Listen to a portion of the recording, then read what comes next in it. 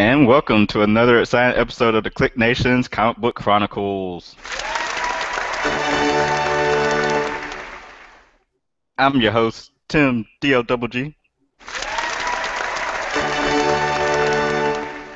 And I'm joined tonight by the man working the sound effects, Agent 70. What's up? Dirt, aka Stud Monkey, may or may not be joining us tonight. He just got back in town from taking the family, I guess, on a little short mini vacation to the, I call it the wilderness, but I guess they went to a cabin or something. But if he decides to join, we'll pull him into the show. And of course, check out his website, popculturenetwork.com.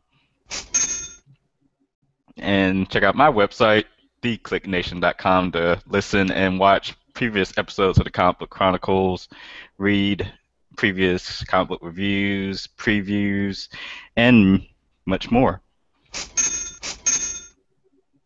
Also, follow the Twitter account at theclicknation.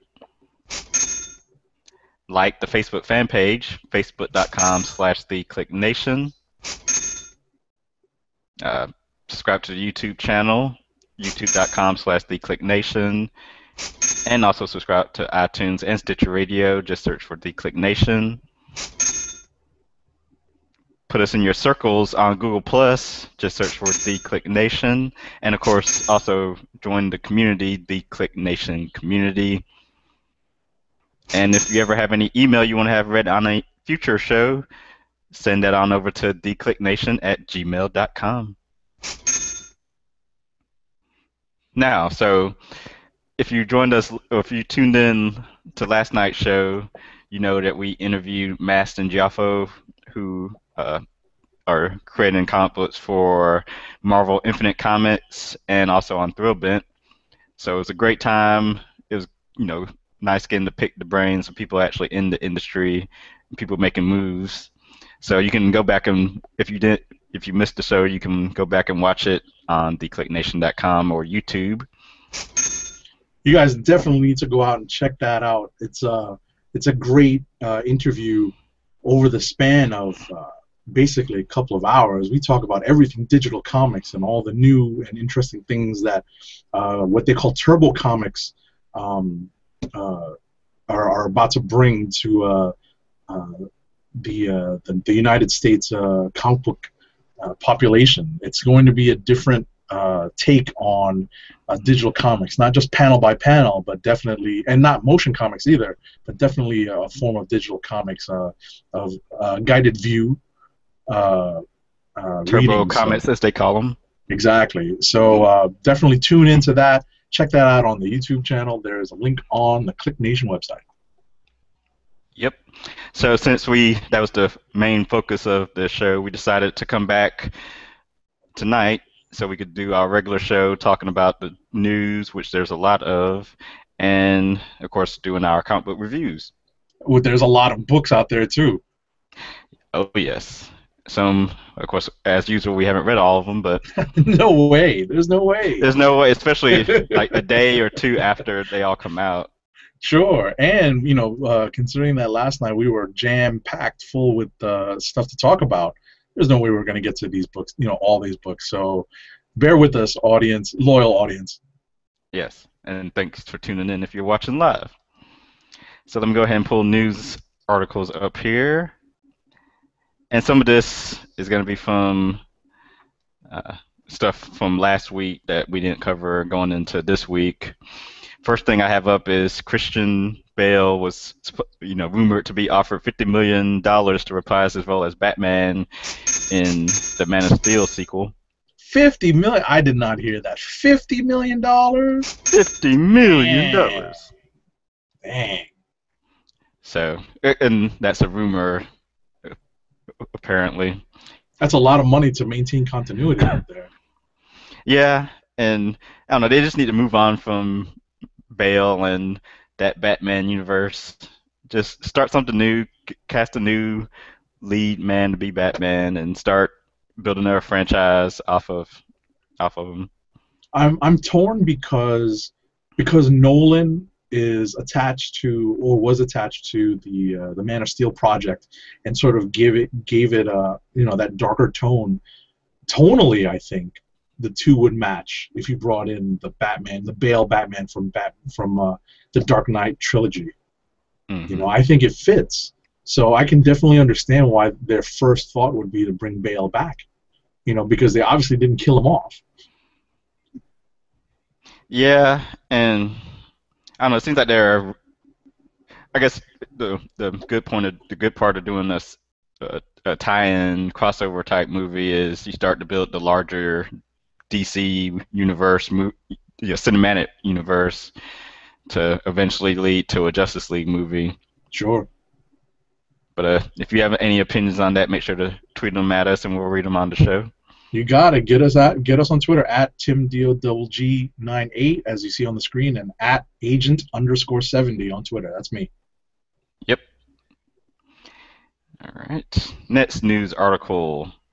Jeff Johns revealed the true villains behind Forever Evil.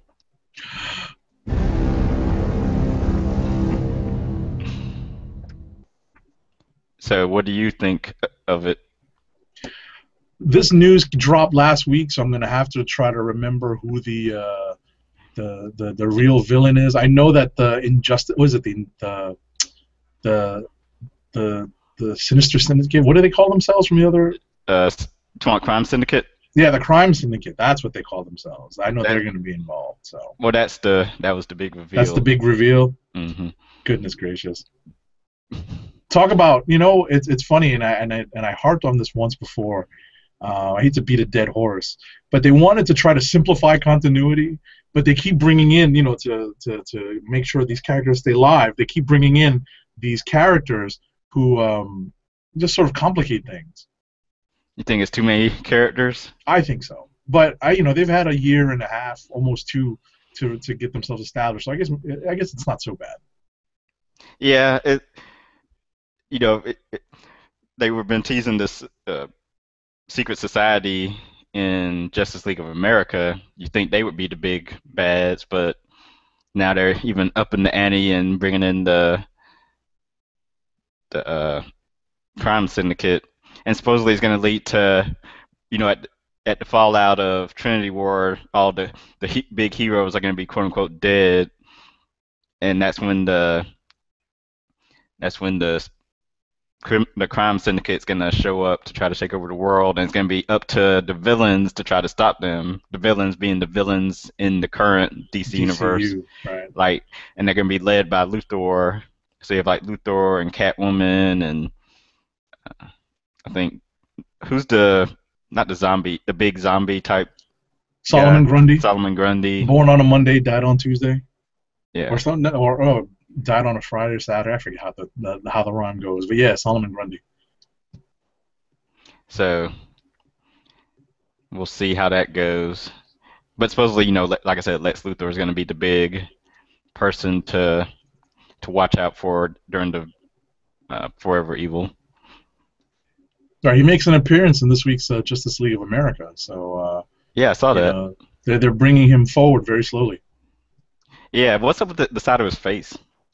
Not sure. I don't think either of us, or I don't even think Dirt has really been keeping up with Superman. So I know, what was it, in Superman Unchained, he made an appearance in the second issue. So I don't really know what's going on Yeah, it's like with Luthor. apparently, I guess I think I might have asked Dirt during one of the previous episodes, and I want to say Luthor's been in jail the whole time Hmm, because he hasn't really been used in the Superman books yet. They've been kind of holding off on him. right, saving him for this. Yeah. And let's see, more Justice League related news. So, Justice League 3000 was announced a couple months ago, and it's from the creative team of Giffen, DeMatteis, and Kevin McGuire. We're going to be working together. Giffen and Mattias. Hopefully, I'm sure I'm saying that wrong, but DeMatteis. DeMatteis. Yeah, They were going to be DeMatteis. the writers, and McGuire was going to do art.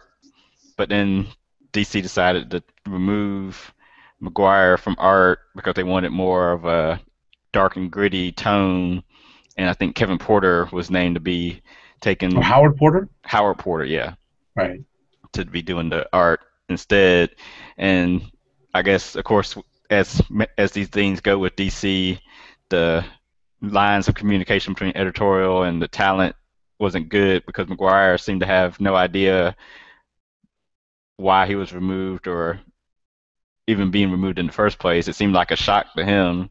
Right. He was quick on the trigger with Twitter, and I Yeah. believe he tweeted out a couple of tweets that definitely showed that he was in shock. And I even wrote a article on the website about it, the whole situation, because, like I said, this again, DC, and if you're gonna let someone go, let them go, but at least communicate it a little better. Absolutely. At least that's what I'd say about it. But and then McGuire went on the Bleeding Cool, I think Bleeding Cool forums, and sort of wrote a article explaining the whole situation, and he was saying how he even turned down a gig with Brian the X book with Brian Bendis to do the Justice League 3000 book because Justice League 3000, that's a big title. It will get his name back, sort of on readers' On the map, minds. yeah. Yeah, put him back on the map again. And once the news came out that he was let go, uh, Brian Bendis sort of he reached out to him on Twitter, and then eventually he announced uh, that Bendis was going to bring McGuire onto, I think, like issue 9 or 10 of Guardians of the Galaxy to do art, Right. and it'll probably more than likely lead to more projects. So I was glad to see he at least found uh, another series to write because or to draw because he was saying that DC was offering him like some little one shot books here and there, but nothing like steady, and he was kind of feeling bad, not bad, but he was saying he wanted something steady. Sure. So and Sure. also bringing up J.M. DeMatteis, he's going to be taking over as new writer on Justice League Dark. So another dark and gritty book. Justice League Dark. Oh mercy. Yeah, That's funny. I don't know if I've read more than one issue, and only because of this crossover that's going on. and that's the only reason why. Only for this academic review purpose, man. Only for that. What else you got? More DC news. Brett Booth was announced as a new artist on Batman Superman in November, and he'll be doing rotating arcs with Jay Lee. That's good news. That'll keep that story going. I'm presuming that Greg Pak probably has that book ready to roll, script wise, but the art, especially with Jay Lee, definitely, he definitely needs an arc or two off. Alternating arcs definitely is probably the best way to work his style and his schedule in. Right. So I'm glad to And hear that. and Pack will craft the story to fit the artist. So Booth will be more action-packed stories, and he'll save sort of the darker tones The moody stories. stuff. Yeah, the moody stuff for Jay Lee for this. Sure. Anyway, they announced that I think the first issue Brett Booth does is gonna have. They're doing it in the vertical or the horizontal style, Right. so switching it up. Yeah, it's a gimmick that's been used here and there. I've definitely bought a couple of those horizontal books. I think we both have a couple of those books in our collection. So uh, I've it'll got be one interesting to somewhere see. probably. Sure, I can remember McFarlane was it McFarlane Spidey way back when, Oh yeah, and with the X Force crossover, and there was a couple of Uncanny issues that were sideways like that. So it's definitely been done here and there. It's a once in a blue moon type gimmick. We'll put it that way. All right. let's see. What else you got? What else Oh, you got? Guardians of the Galaxy San Diego Comic Con video footage was leaked online. I saw it. It wasn't bad looking. Nope, it got a lot of people sort of excited for it. Sure, sure. It definitely looked. It definitely looks interesting. So there was footage of a raccoon shooting a gun and with his mouth open. You saw Drax and Peter Quill, Mm-hmm. and just quick little bits, nothing prolonged. So Right. they But you didn't could give definitely, everything. right. You could definitely see Bautista, Dave Bautista, former WWE superstar, you know, carrying, a lot of upper body strength in that shot, carrying a lot of muscle. Yeah, and I think I remember seeing like a quick shot of Gamora. I think so. It was like from the back though, so didn't see, couldn't really make out Zoe Right, right, right. Saldana, who's playing her. Next up, oh, this new Sci-Fi Channel is gonna, or Sci-Fi Channel announced a new reality show called Fangasm, Really? where they take like 12 geeks and put them in a house, and like they're they're gonna work some Stan Lee comic convention, I think. Really? There's not going to be any kind of real world style sex going on. Oh no, it's just them them in a house arguing about Dungeons and Dragons and Oh my Star Wars goodness. against Star Trek. Oh my goodness. So Maybe look they'll for that. surprise us. Maybe they'll surprise us.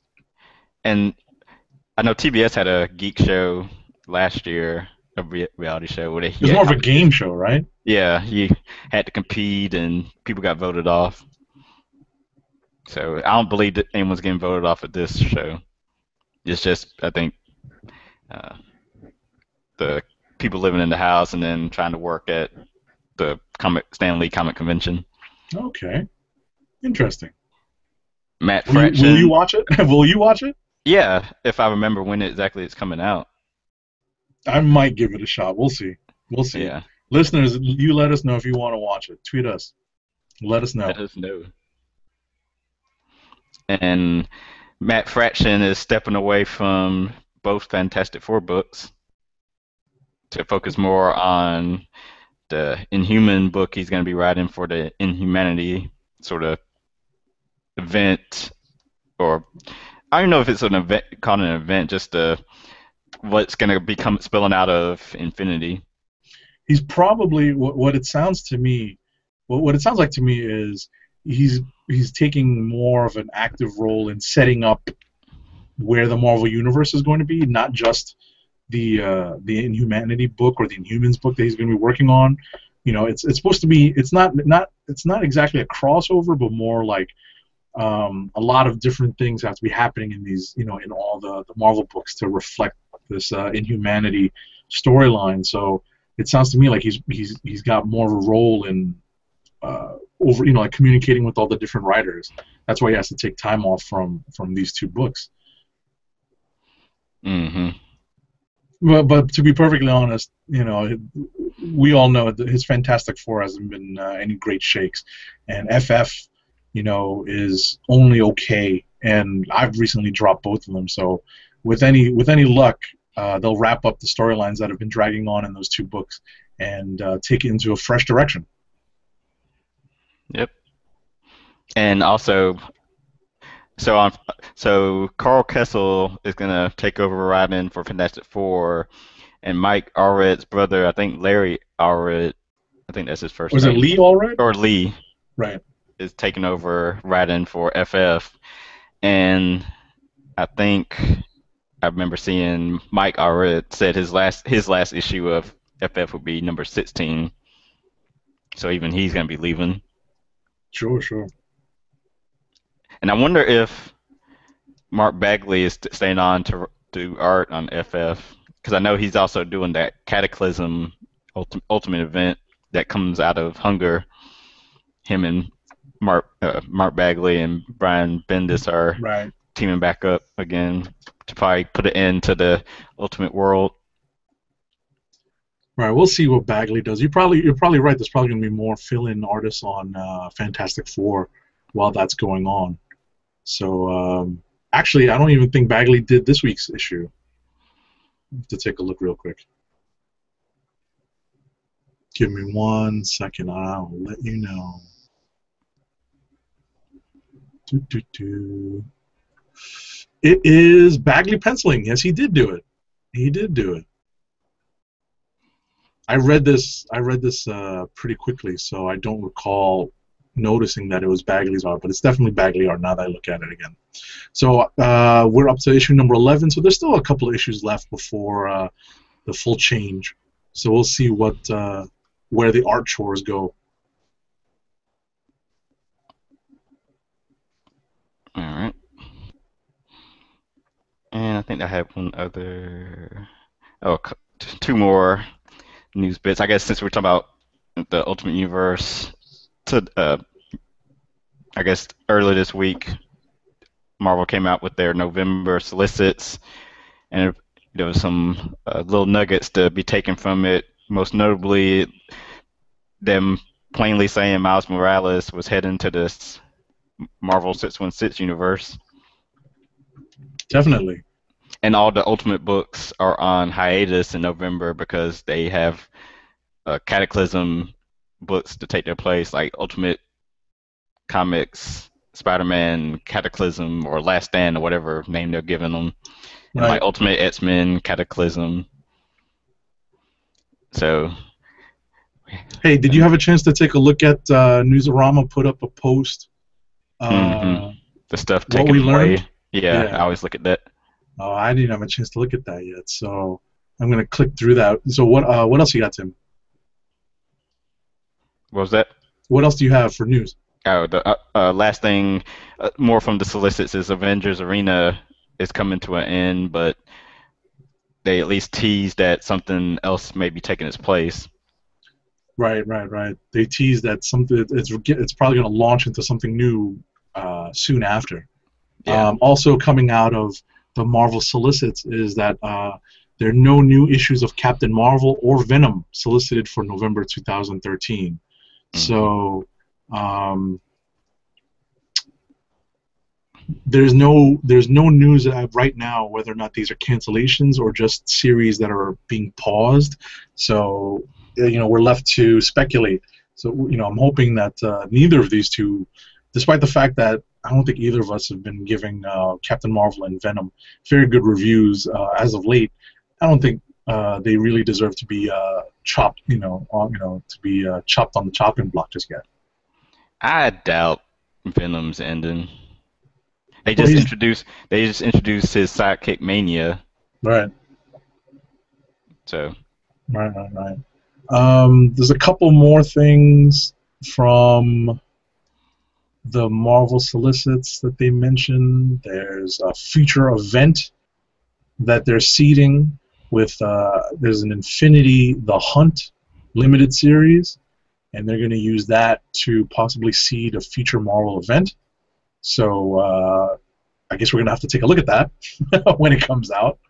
Yeah, one event after another. All right. Phil Jimenez is doing Savage Wolverine, which is cool. And Nova is going to become Nova 100, not Nova number 10. Well, I think it's still the issue 10. Right. It's going to be issue number 100. Yeah.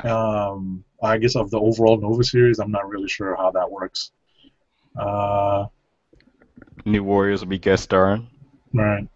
Matt Fraction is going to be plotting only on FF and F4, so I guess he is going to still have a say in where the story goes. Let's see. Oh Lord, X-Men Gold. It's a one-shot, it looks like. But Chris Claremont's on board to do this. Chris Claremont, Bob McLeod, Stan Lee, Walt Simonson, Louise Simonson, and Fabian Nicieza are working on this one-shot book in celebration of the X-Men's 50th anniversary. X-Men Gold #1. So that'll be interesting to see. And like you said, Miles Morales into the Marvel Universe. Yep. Some interesting stuff.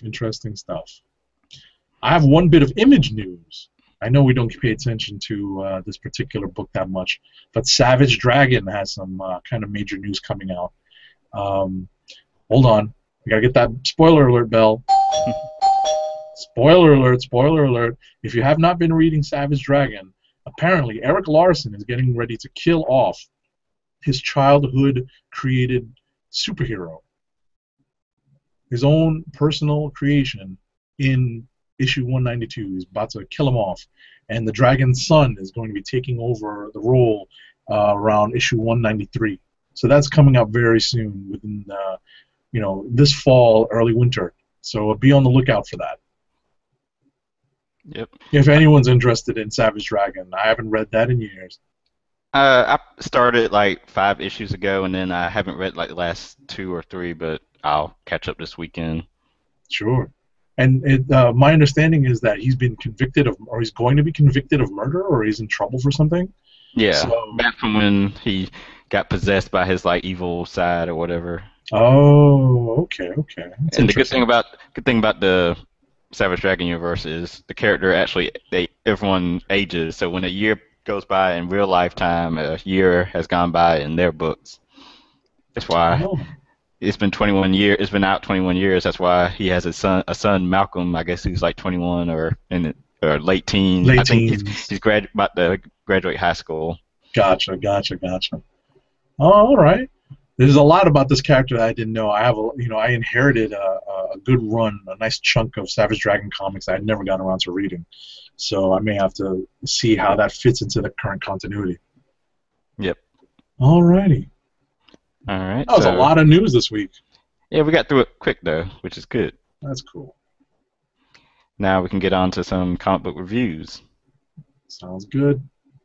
And I want to mention Boom Studios. They had Six Gun Gorilla #3 of Six came out. I haven't had a chance to read it yet. I didn't read it. I also wanted to read Hero Bear and the Kid Inheritance #1, but I didn't get a chance to get my hands on that. So hopefully next week I'll have a chance to read it. Okay. I miss having Dirt here so he could put the covers up as we were talking, do his little nice flip through. Let's see. So that's Boom. Also mentioned Deathmatch #8 came out, and Grace Randolph's Superbia #10. I read the first couple issues of Superbia, but then I had to give it up. Why is that? Just wasn't. It was I liked it that it had the sort of what do you want to call it? It was sort of like a soap opera in a comic, but then I was still missing the action portion of it. Oh, I needed some fights. And Yeah. the first couple of issues there weren't any. Gotcha. Let's see, Dark Horse. They had again, I haven't read any of the Dark Horse books yet, but I will mention the Halo Initiation #1 of 3, the first Halo series to be with Dark Horse. That looks at least interesting enough to check out. Definitely. I flipped through the first couple of pages, so I'm definitely going to try to read that and see if that's worth keeping up with. Yeah, it's a 3-issue limited series. I figure I could give it that much of my Sure. time. Sure. Star Wars #8 and X #4 both came out. I haven't actually read any of these X books, but at least supposedly it's a superhero book, so I'll give that a shot. Okay. DC. You're reading the Astro City books, right? Yes. This is actually close to the top of my reading pile. So I read Astro City #3. This is a phenomenally well done book. I can't recommend this enough. Is the art good in it? Yes. The art by, I believe it's Brent Anderson in this book. He's the regular collaborator, the regular artist on Astro City, with Kurt Busiek writing. Let me just double check real quick. And but in any event, the story revolves around an honor guard. This is like their version of the Justice League or the Avengers. They have a hotline, and the storyline revolves around an operator on the hotline who gets involved with one of the cases that calls in, and it's interesting.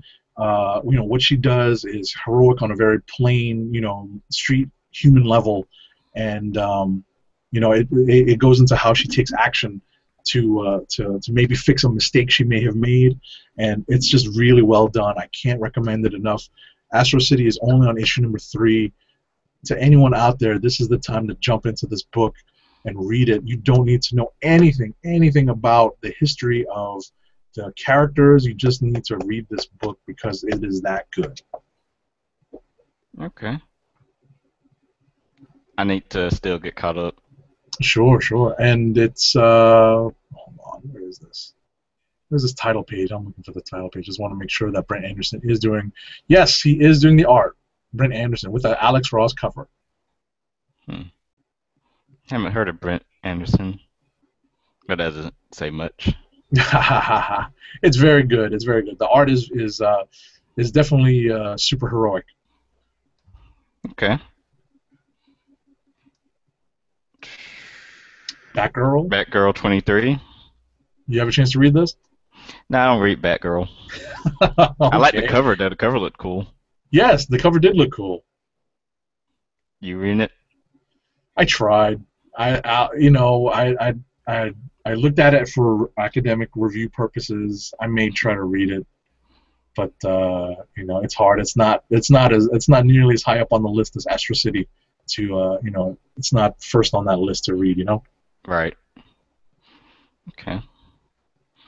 But one of I was about to say one of the ones that's supposed to be up near the top of the list is Batman. Did you read this week? Yeah, I read it today. What do you think? It was. I had to try to remember what happened last issue, but I mean, as far as setting the stage for Bruce to become Batman, it was nice. The Greg Capullo art was awesome. I think the art was a lot better than the story because yes, the story. I mean, there wasn't much of a story. Yes, no, you beat me to the punch. Basically, my notes remind me that it's just another installment in Zero Year, going back to the beginning of this version of Batman's origin. Mm-hmm. So the Red Hood and his gang lay a beating on Bruce Wayne, and Alfred patches him up. That's pretty much what happens. And basically, like the last half of the book is a slightly different take on how Bruce gets the inspiration for the Bat motif. It's so overwrought. It's like page after page, like I'll be a bat. Like after I understand when the whole whatever that ball he had that turned the room into like a cave. Oh no! What?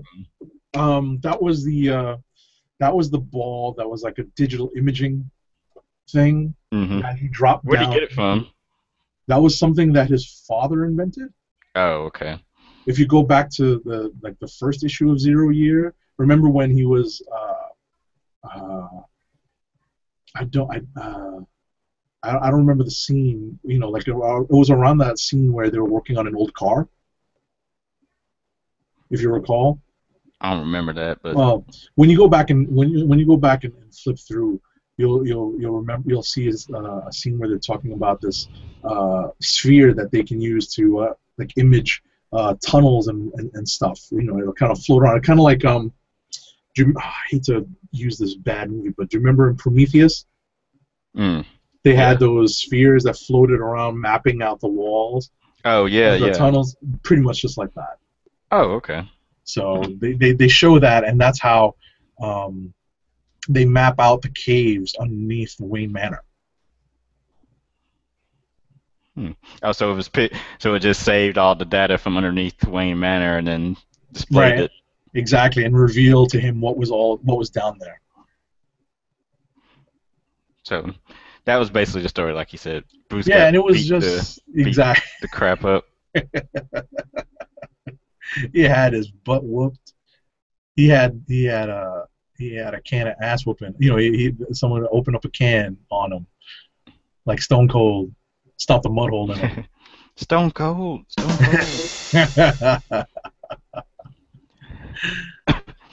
So, what's next? Anything else we're missing in that? No, I don't think so. I don't think so. I mean, the Riddler is still in the background pulling strings, literally pulling strings. Yeah. I hit the drum and the snare because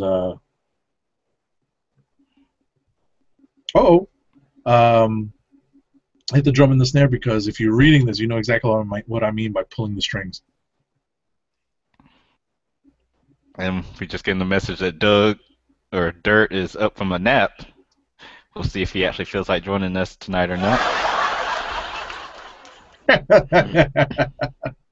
We'll see. We'll see.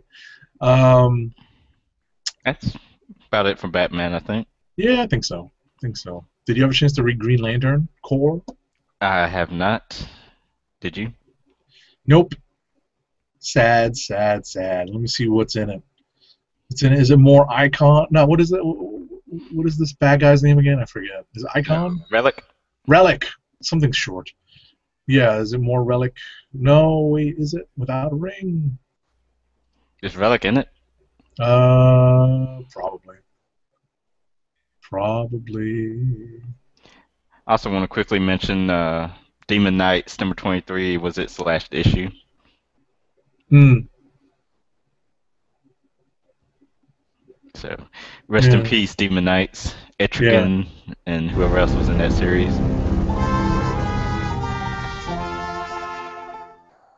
Oh, stud monkey, stud monkey. He won't be joining us, but No, he won't be joining us. Although he should be guest starring on a certain reality TV show on the Discovery Channel, which shall remain nameless. What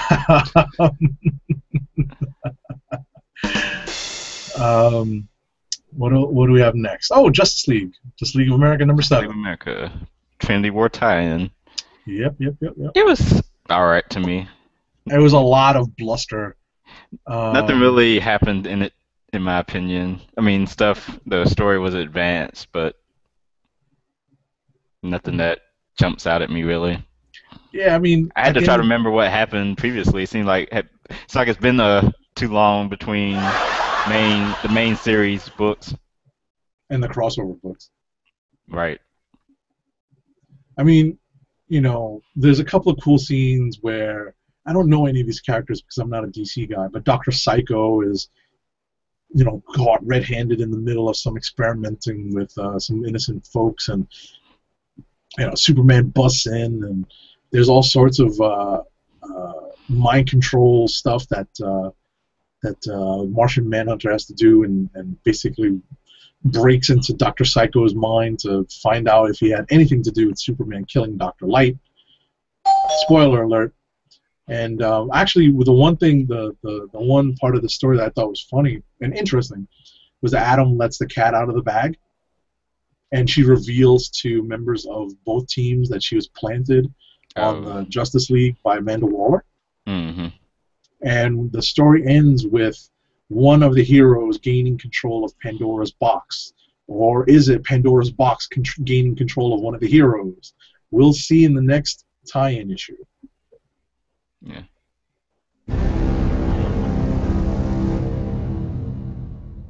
We'll see. So that's that. Nightwing 23 I haven't had a chance to read yet. That was actually next on my list after I finished Justice League of America. I'm not going to talk about it because I know you want to read it. I tried reading it. It was a tough read, mostly because I just don't care about where the story's going. But I'll try to read it again because the art looked nice at least. So I'm just not a fan of where the story's going, to be perfectly honest. That probably jaundiced my eye a little bit before I even started reading. I'm a Nightwing fan, so I'm definitely gonna read it. And I like Will Conrad on art. Mm-hmm. It's not bad. It's pretty good. It's pretty good. Superboy 23. Anybody? Bueller. Same with Suicide Squad. I think that was Alex Cott's last issue for that. Oh man, we should at least we should at least look at it for academic review purposes. All right. What else? World's Finest 15. Anybody? Jeez. Alrighty. What's next? Next, Dynamite? Anybody? um, let's see if there's anything to mention. Red Sonja number 2, All right. Battlestar Galactica number 3. Shadow Green Hornet Dark Knights number 2 or 5. Hmm. Okay, getting some more spin-off books for Green Hornet. Sure. And Vampirella Southern Gothic number 1 of 5. All right, now Hmm. IDW. Let's see, they got Doctor Who number 12, G.I. Joe Special Missions number 6, Half Past Danger number 4 or 6. I was trying to read Half Past Danger, but Hmm. I couldn't. I read one issue and I never kept up with it after that. Star Star Trek Trek. number 24, Thunder Agents number 1. Now that is on my reading list for this weekend. Supposedly it's a new number 1 superhero book. Do I you have a read a, copy? I read a Do you, review of it on Newsarama. They didn't like it, but I'm no still gonna kidding. give it a try. I forget Okay. what gripes they had about it. Oh, that's too bad. I don't, the Thunder Agents has been around for a long time. I don't recall ever reading any previous versions of it, so I don't know if it's a good property or not. Couldn't tell you. Hmm.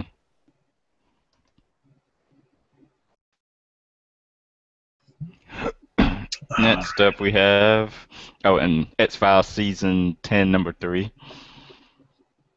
Anybody? Bueller? Image. There's a lot of stuff from Image here that I don't think I read. How about you, Tim?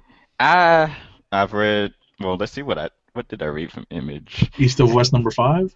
I haven't got to it yet, Okay. but I will. Uh, Ghost number 2 is out, but I said I'm gonna go back and read number 1 before I read this one. So, Okay. and that's a new series from Josh Williamson where it's sort of like Ocean's 11 meets uh, Ghost, Yeah. pretty much. Where uh, like a heist group is put together when they have to go into a haunted house and steal a ghost. Okay. And I'm watching this Braves and Nats are tied. Boo. No sympathy for me. The Metsies are out on the West Coast playing San Diego. Hasn't even started yet. Okay, back to books. Las Vegas number 404. Mind the Gap number 12. I'm gonna try to read that also Okay. because Mind the Gap. I don't know. That's another one of those image books I've heard a few good things about. So I want to see what the real word is. Saga number 13. So I read my first saga book, and it was this. Hold on, hold on, hold on. No, not a laugh. The first saga book read by Tim D.O.G. It seemed like the perfect time since they had been on hiatus for a couple months, and now they're coming back with starting a new story arc. It actually read pretty new reader friendly. Okay.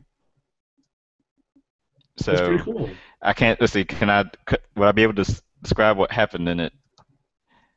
Um, the main couple who have the kid, they're I guess still on the run, and they go to a planet, and they have like the main male's grandmother or mother is with them, and they're going to look for uh, a author of some kind of book.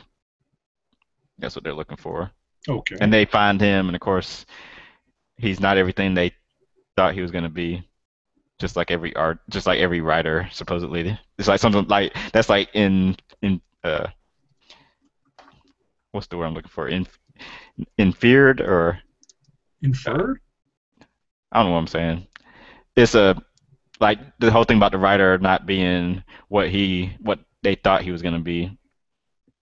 He didn't live up to their expectations. Oh, okay. Yeah, like most writers is what the point they were trying to get across. I see, I see. All right. And of course we talked about Savage Dragon number 190 is out, Right. and I didn't read it, but I definitely know where the storyline's going. only 3 more issues until the Flash or the Savage Dragons end, apparently.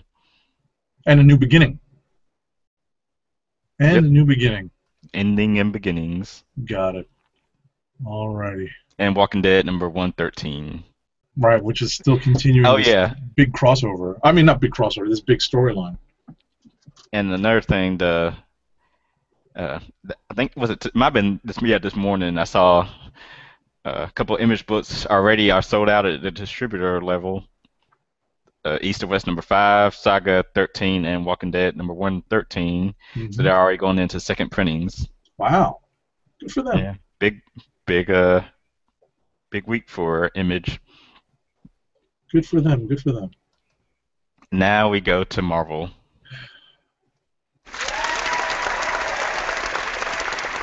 And surprise, surprise, even I haven't read enough Marvel this week. Marvel, there's just so much out there. I always at least get through the Marvel stuff, so I can. There will be stuff here I can talk about. All right, let's roll. Astonishing X-Men number 65 is not one of them because I don't read that. I read it. I wanted to see where it was going. Did it go anywhere? Not really.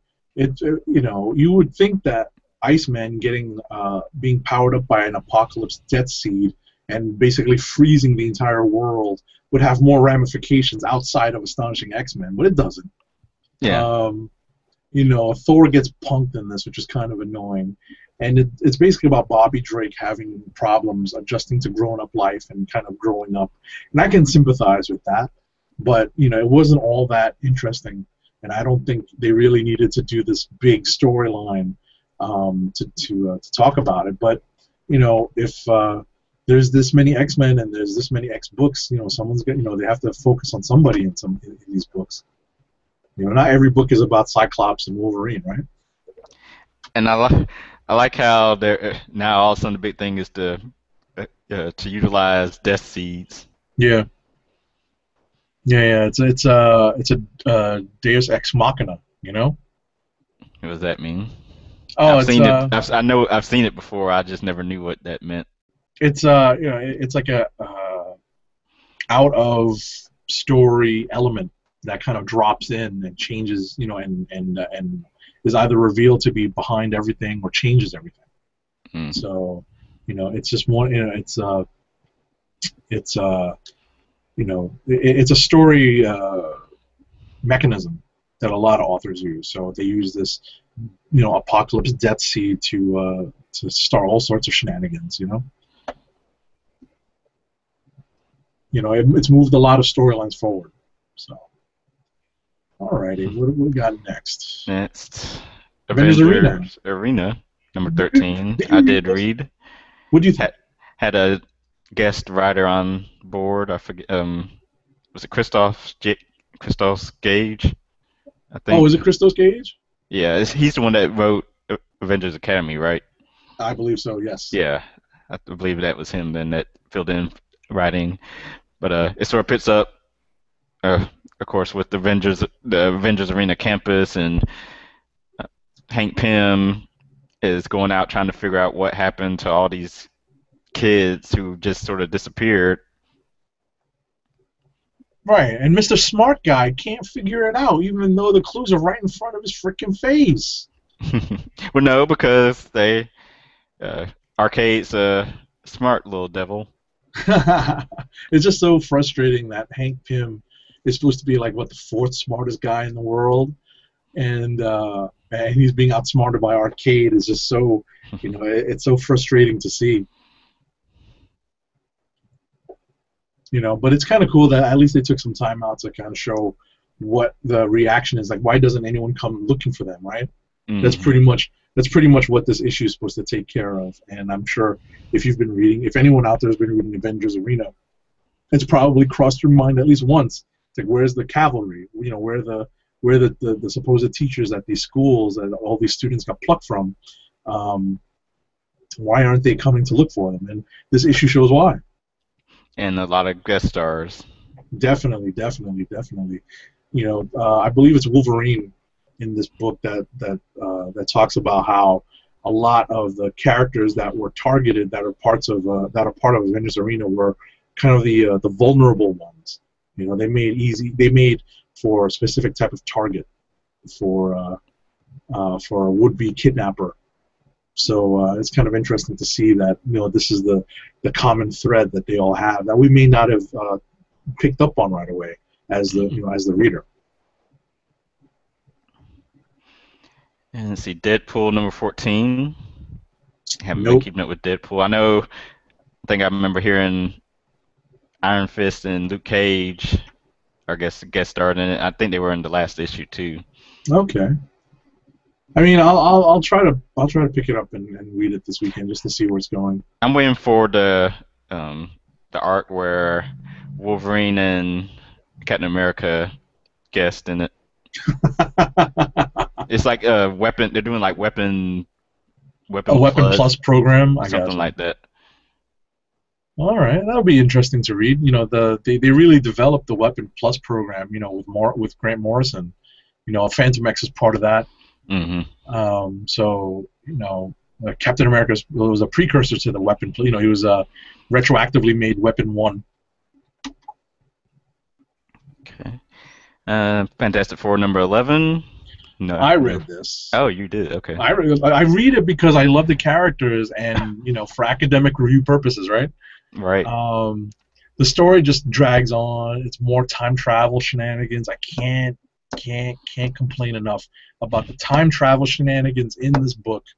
There's a lot of good character work that Fraction does in this book.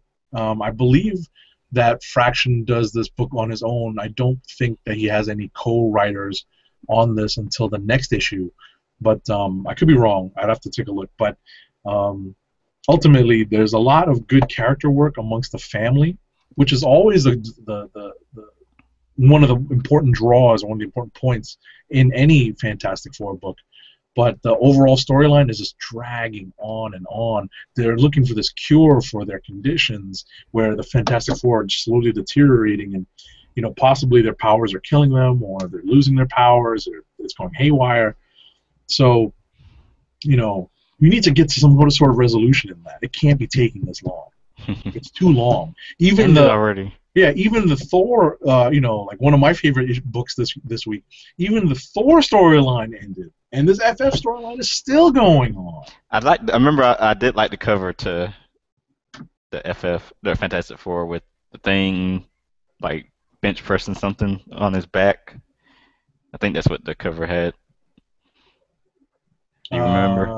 I don't remember now. You're gonna make me click on it. Give me 1 second. Do, do, do, do, do. It has like dinosaurs in the back. What is Pulling it it up. again? No, that might be a different cover. They're being sucked through a time warp thing. Oh, okay. On Maybe that's this. a future issue. Maybe that's the cover that people just kept using for the um when they're doing their post about Fraction leaving. Right. I think I know what you're talking about. It might be in the solicit for maybe not November, but October or September. So, okay. Next up, we have go back.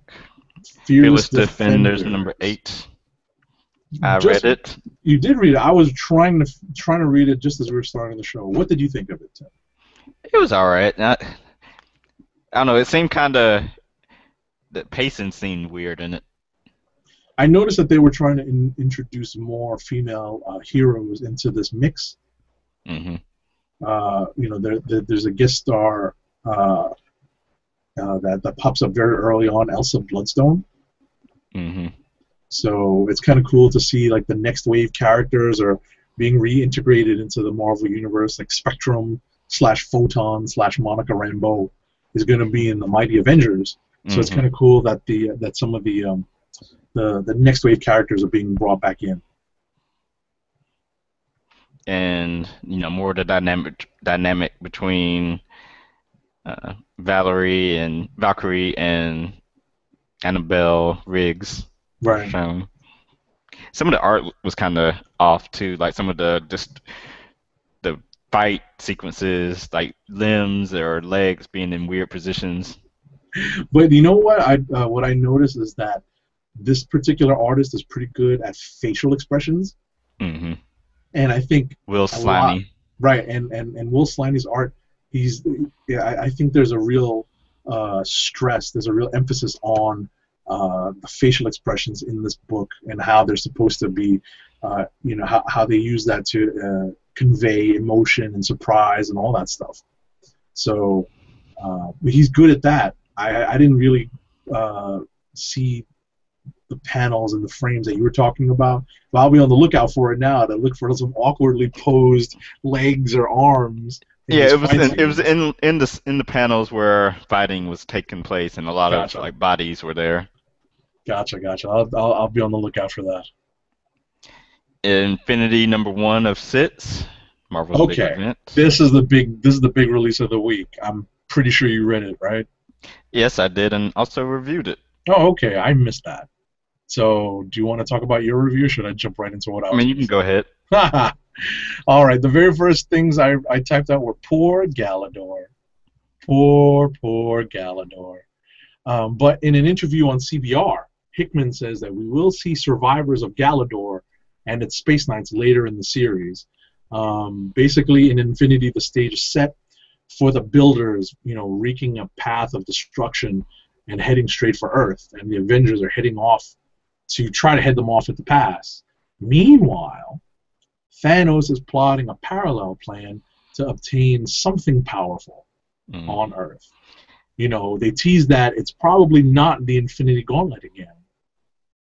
Yeah, that they've run that into the ground, with at least as far as Thanos goes. Right. So there's a scene um, there's a scene where they basically show the destruction of the Infinity Gems in this reality. So maybe Thanos isn't looking for that for them this time around. And I like the use of the chapters by Hickman, something that he's been doing in his books for a while.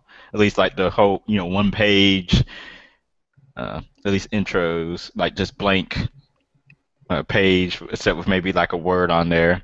Hmm. Or, but he used it to split up the book into different chapters. So like when one story ended, to jump to the next one. So it give you a break so you can tell the story's changing or changing locations.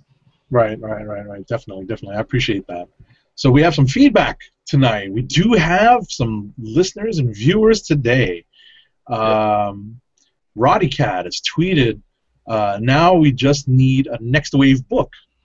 And also, shout out to Firestorm the Nuclear Valkyrie. I didn't get that joke at first.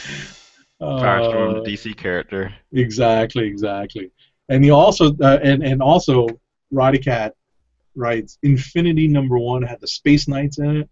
Infinity #2 will have, wait, spoilers, Buzz Lightyear.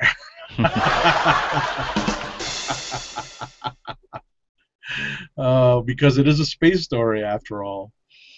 I'm happy to see. I was happy to see the Space Knights sort of go out in a blaze of glory. It was nice Are the that Space Knights just robots? no, if you go Or the back and are read, there right, if people you inside the metal shell or something? partially, they're more cyborg than like an armored suit. The Okay. old storyline went, the old ROM books that explained it like this. Basically, they were merged with these metal, with these metal suits, and their bodies were stored on the home planet. So there's always a chance to kind of uh, take the consciousness out of the Space Knight armor and put it back into the body. But lots of different things happen to make the Space Knights more permanent. And like I believe at one point all their bodies were destroyed, so they were all stuck in their Space Knight armor. The folks who had undergone the transformation process to become a Space Knight. But Okay. I was very happy to see the Space Knights go out in a blaze of glory, and I want to see them, utilized. ROM obviously can't be used because of legal issues and licensing and and who owns the intellectual property. But it was I'm happy to see them used. It kind of sucks that they're cannon fodder.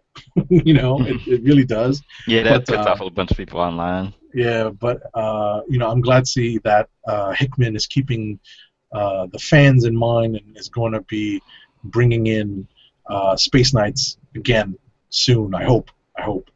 But I like this book. It was a good launching point for a big event. I think. Uh, J- uh, Jim Chung's art was nice as always. Yes, I was agreed. glad I got to meet him and get some autographs and some two sketches from him at MegaCon in March. He's a very cool guy. And I like how the recap page at the beginning, well, it wasn't beginning because it came like 1/3 of the way through the book because of so many pages. That's But right. I counted 53 characters on the recap page. That's funny. That is 53 funny. people. That's a lot. That is. I didn't even count. I just saw that and flipped right past it. That's funny. That is funny. Look at that. Look at that cast of characters, man. Yeah, man, you got the Inhumans, the Space Knights, the Builders, the Planters, the Seeders, uh, The Avengers. Illuminati. That's funny. Too many The people. Inhumans, Thanos, Skrulls. Oh my goodness. Yeah, Scrolls. And they just got beat up for eating pizza.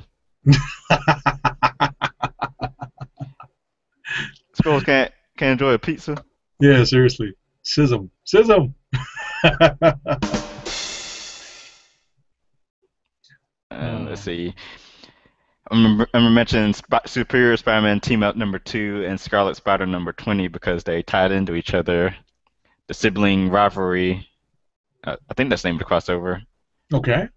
Yeah, sibling rivalry between Superior Spider-Man and Kane, aka the Scarlet Spider.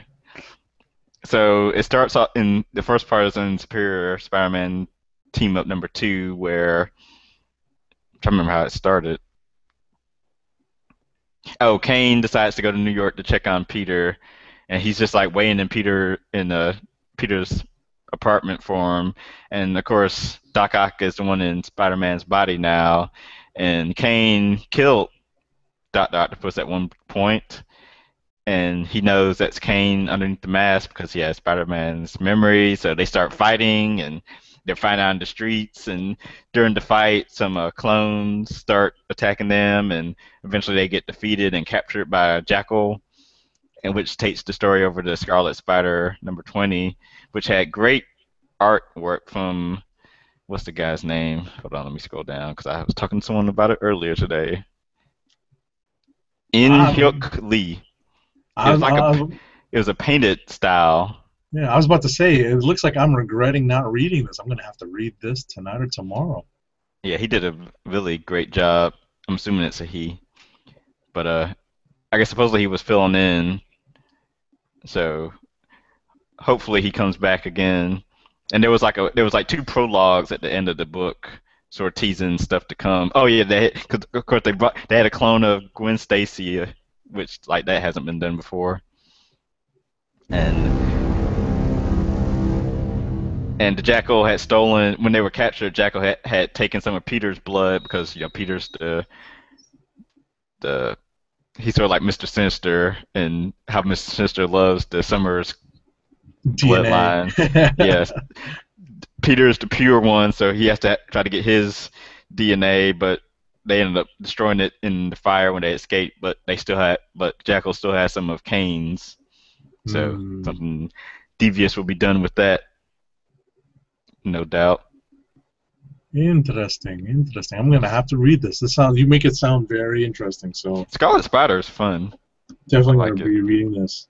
And I like Superior's at least what's coming up in Superior Spider-Man Team Up because it seems like since he was let on or put on probation from the Avengers, he's forming his own super team and it's the Sinister Six, his Right. old cohorts. So in like some of the solicits, they show them on the cover. So I just want to see how that's gonna go over with the general public. Spider-Man working with these former villains. building his own team, super team. Hmm. So I got through both of those. Secret Avengers #7, I haven't read yet, I haven't read it either. and I'm playing. I'm kind of into the whole series. I'm I, I, I eventually I'll give it up, I think, but I'm a fan of the espionage and all that stuff. I am Agent underscore 70 after all, but um, but it's starting to kind of meander. I hope that this issue is good. I have to give it a shot and see where it goes. Um, I'm starting to think that maybe it's one too many Avengers books right now. To be perfectly honest. yeah. And then Mighty Avengers is coming. Right. I did see something on Twitter while we were doing the show that um, apparently there's been some reports that Mighty Avengers has been underordered. Yeah, I read that article. I still have it up in my tab here. So I don't know if that's really news, but it seems I'm kind of disappointed in that. But at the same time, I think everyone's got that feeling that there's probably one to two too many Avengers books out there right now. Well, of course, in the solicits for #3, there's a spider hero character that shows up who may or may not be Not Miles be Morales. right, That could bring some more readers to it. right, boost that readership. We'll But yeah, see. Secret We'll see. Avengers, We will see. And let's see, next up, Thor: God of Thunder #11, the end of the Gore saga, Right, the if you want to God call it that. Bomb story. Yeah, the God Bomb. This was a fun issue to read. The art in this is phenomenal, phenomenal. Esad Ribic Yeah. knocked this out of the park. This is, you know what? Honestly, this issue was kind of anticlimactic for me. The final battle didn't drag on that long. There was a lot of kind of epilogue and post-epilogue type of stuff going on in the story. Hmm. But it was so well done. I would definitely look forward to seeing this in a collected edition. I would recommend anyone Yeah. who wants to read this read it in a collected format because it's such a great epic storyline and the art is so good. Can't say that enough. Yeah, I thoroughly enjoyed the the whole saga, even though it ran long, but it was worth it. Right, you know what's funny about that is that how I was complaining before about Fantastic Four running long and it just won't end? Hmm. This, like, very, very seldom. I think if we replayed all the CBCs where there was a Thor issue, we probably did say once or twice that the storyline seemed to be dragging a little bit. But I think if you read it in a collected format, I think the storyline is just moving along at a very snappy pace, and it's really well done. And I think it's just like some of the middle parts fell victim to this month to month storytelling. Hmm. Ultimate Comics X-Men #30. Nope, not here. I know Doug's enjoying it. Hmm. Uncanny X-Force #10. I did read it. What'd you think? I don't know. I'm falling off of this Uncanny X-Force book. Not saying I'm Who? giving it up, but I don't know. It's just the writing. I don't know. The writing was kind of weird in it. Like the way Sam Humphries was writing Bishop. Like I ain't picture him saying the stuff he was saying in it. Hmm. He was like freaking out over the Revenants, and uh, the team had to fight the Revenants. Right. And I do like the redemption of Bishop that Sam Humphries is doing. But besides that, yeah. Interesting. Interesting. See, I'm glad to hear that at least um, that seems to be the goal of this first couple of story arcs because I was not or the next story arc because I was not happy with the whole Phantom X stuff. Hmm. I really couldn't care less about that. But if they're going to use the next story to kind of redeem Bishop and and reestablish him as a character, by all means, maybe I'll jump on. I'm gonna have to give this issue a try and take a look at it. If that's if that's where the story's going. Yeah, it's just I'm not feeling it like I was originally. All right. Wolverine number 8. I guess this is the start of the Killable arc, which I don't care about. I didn't. I didn't read it for those reasons. I haven't had a chance to read it yet, just for time reasons. We just had so much going on this week that I just did not get a chance to read as many books as I wanted to. Let's see who's doing the art on this. Alan Davis is back, I believe. Is he? Yeah. Well, at least the art is passable. If is nice to look at if Alan Davis is back on. Yeah, his art is not he's not one of the artists that I'm like, oh, I need to read it because he did art. I mean, he's not bad. It's kind of just there for me. Blasphemy, I know. I gotcha. Well, it looks like Black Panther's in this issue. Yeah, yeah, because I read the last issue and they were like, next issue guest starring Black Panther. Okay. I'm gonna give this a try because I happen to be a big fan of Alan Davis's art, so I'm gonna read this issue and hopefully it'll be pretty good. I hope. Crossing my fingers.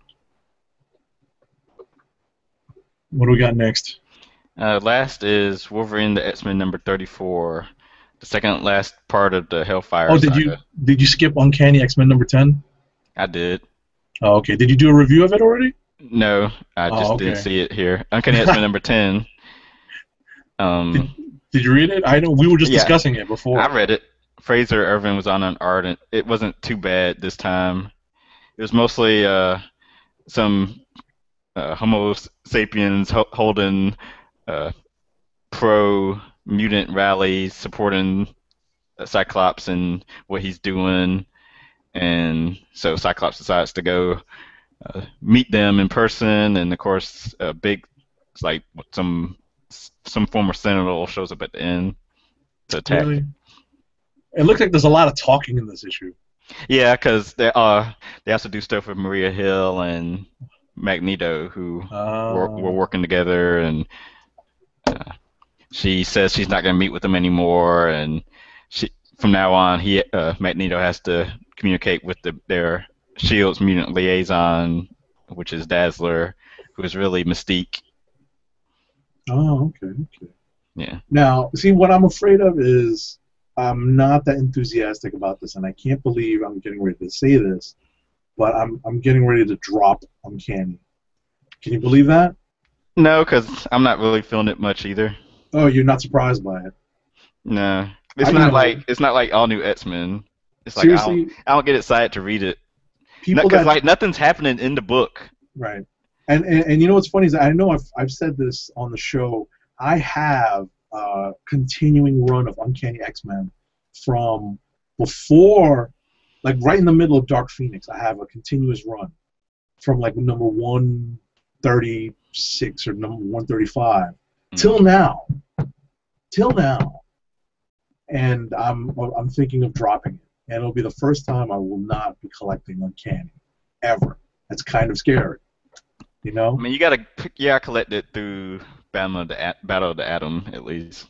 Yeah, but this is making it very tough because if I'm getting to the point where I can't even review it, you know what I mean? I can't even pick it up to review it for the show. It's starting to be that's a bad sign. But I think you're right. I think I'll stick with it through Battle of the Atom, and hopefully things will be looking up from there.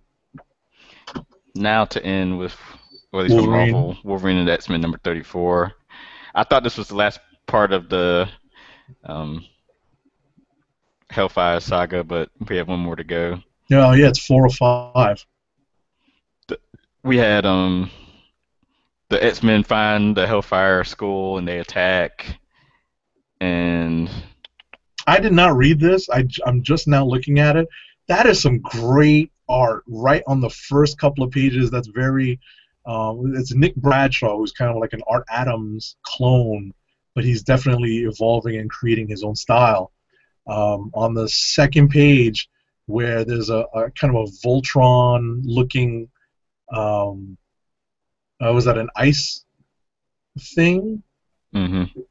Uh, behind a Krakoa monster. That's pretty cool. That's a pretty cool image. Yeah, So the art is nice. Again, yeah. this is I don't know another this again another X-Men book that I just haven't been feeling. Mm, Hopefully, whatever the fallout from Battle of the Atom will get me back excited for non all new X-Men books. gotcha. And I guess X-Men, the female team, isn't bad, and I still like Cable and X Force.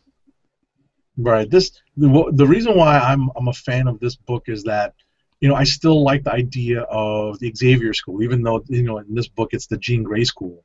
Yeah, I I do like the too. fact I like that dynamic. So that's one reason why I stick with this, and the fact that Nick Bradshaw is a pretty steady artist now, Hmm. keeps the look very very consistent on this book. And I'm not all that fond of the new Hellfire Club characters, Nope. but they had to refresh the Hellfire Club somehow, I guess. So um, I'm willing to see this through, and this is definitely higher up on the totem pole than Uncanny is right now for me. It is. Yeah, I'd say so. Because at least they're doing stuff with their kids in this book. The kids in the Uncanny X-Men book, they're kind of just in the background. Sure, sure. At least we saw them training a little bit in this last issue of Uncanny X-Men.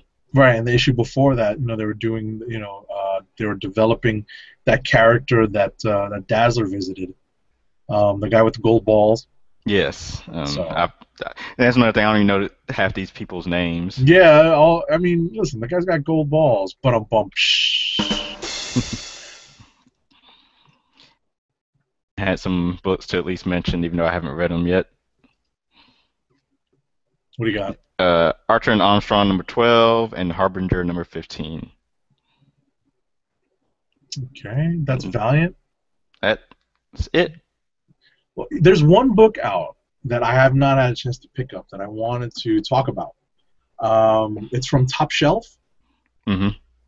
I don't know if you had a chance to get a review copy, and if you do, if you're able to, if you could get one to me, I'd appreciate it. But if I just end up going to the shop this weekend to take a look at, I will. It's from Top Shelf Productions. It's March Volume 1.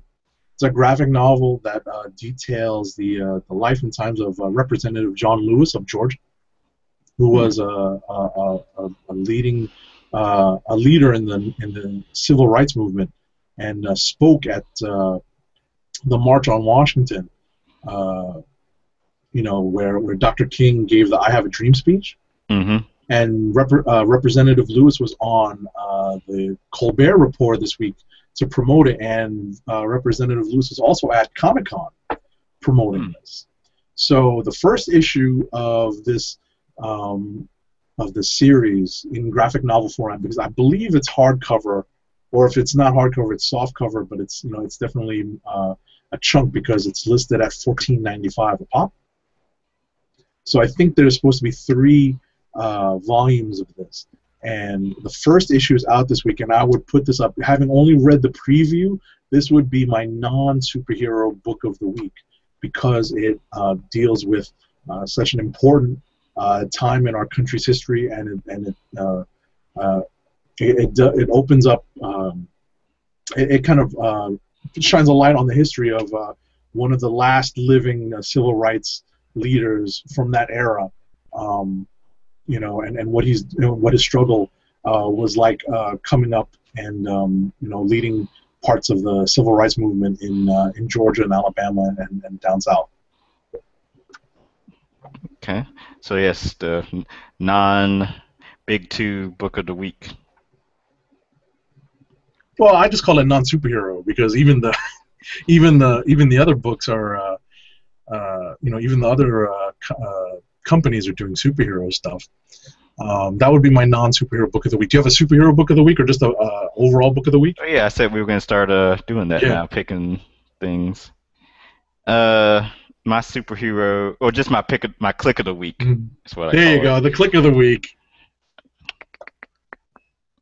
Hold on, let me see what the book. Let me get the list of books here. So I'm Um, presuming Infinity's not your pick of the week. no, because nothing really. I mean, it was just the start of it. Thor: God of Thunder #11. I'm torn. Jason Aaron's Thor is great. Yeah, I'm torn between now. I did my non-superhero pick of the week. My superhero pick of the week is a tie between Thor and Astro City. I gotta read Astro City. The time is now to pick it up, Tim. The time is now. Issue 1. You know, there's only been 3 issues so far. You don't need to know anything about the backstory to really understand it. So, but definitely Thor. You know, that was pretty much when I saw that it was the last issue. I wanted to see how it all ended, how this God Bomb story ended, and the Gore saga ended. It was pretty much the first thing I wanted to read this week. Infinity came second. So, Okay, alrighty, that and about does it. I'm glad to hear that there's somebody out there listening. So, you know, if anyone out there has a book that they want to recommend to us that we may not have touched on, please let us know by Twitter. Yes, I'm at TimDLGG98. Right, and I'm at agent_70. Let us know if you have any books to recommend, anything that we need to maybe look at again.